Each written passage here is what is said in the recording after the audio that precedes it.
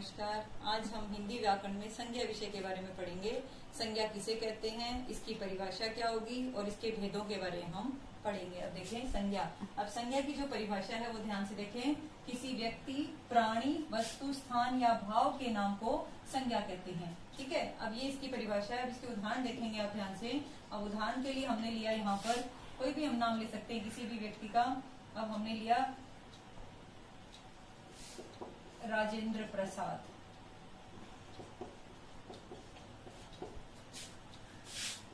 मुंबई।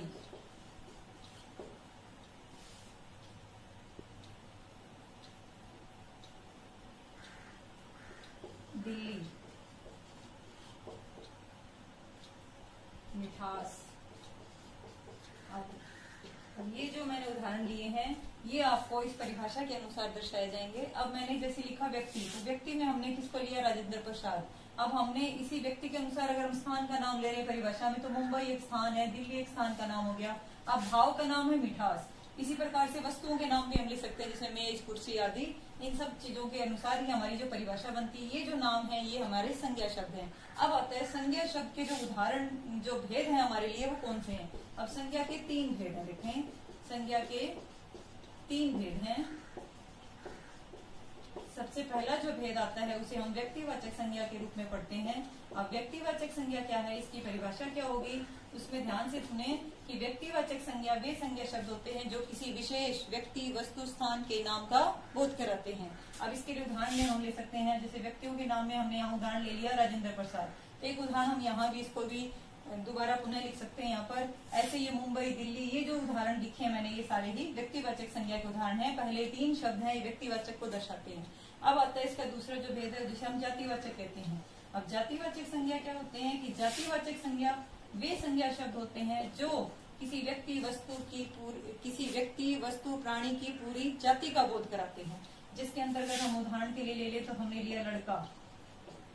ठीक है, अब ये लड़का है, ये पूरी जाति को दर्शाता है। घोड़ा ले लिया। अब हमने पक्षियों के नाम में हमने कबूतर, मोर, कोई भी हम पक्षी का नाम ले सकते हैं। तो ये क्या है, ये पूरी जाति को दर्शा रहे हैं। तो ये जातिवाचक संज्ञा शब्द कहलाते हैं। ठीक है, आदि ऐसे अनेकों शब्द हैं। जैसे वस्तुओं के नाम में भी हम, वस्तुओं के जितने भी नाम आएंगे वो भी हमारे जातिवाचक संज्ञा रहेंगे। मेज, कुर्सी, हमारे पास आसपास जो भी वस्तुएं हैं वो सारी क्या है, जातिवाचक संज्ञा कहलाती है। अब आता है तीसरा जो भेद है, जिसे हम भाववाचक संज्ञा कहते हैं। भाववाचक संज्ञा वे शब्द होते हैं जो गुण, दोष, अवस्था आदि को दर्शाते हैं। ठीक है, इसमें गुण आ गया। गुण के लिए हमने लिखा अच्छाई। अब अवस्था की बात आए तो हमने जैसे बचपन लिखा। ठीक है, अमीरी, गरीबी, ये सारे जो शब्द हैं ये क्या है हमारे। और जैसे अब आता है, जैसे मैंने लिखा यहाँ सर्दी, गर्मी, ये जो भाव हैं ये हमें क्या दर्शाते हैं, ये भाववाचक संज्ञा शब्द हैं। ठीक है, तो ये हो गए भाववाचक संज्ञा शब्द के उदाहरण। तो ये आपको समझ में आए होंगे तीनों भेद। ये थे हमारे संज्ञा के तीनों भेद और उनके उदाहरण।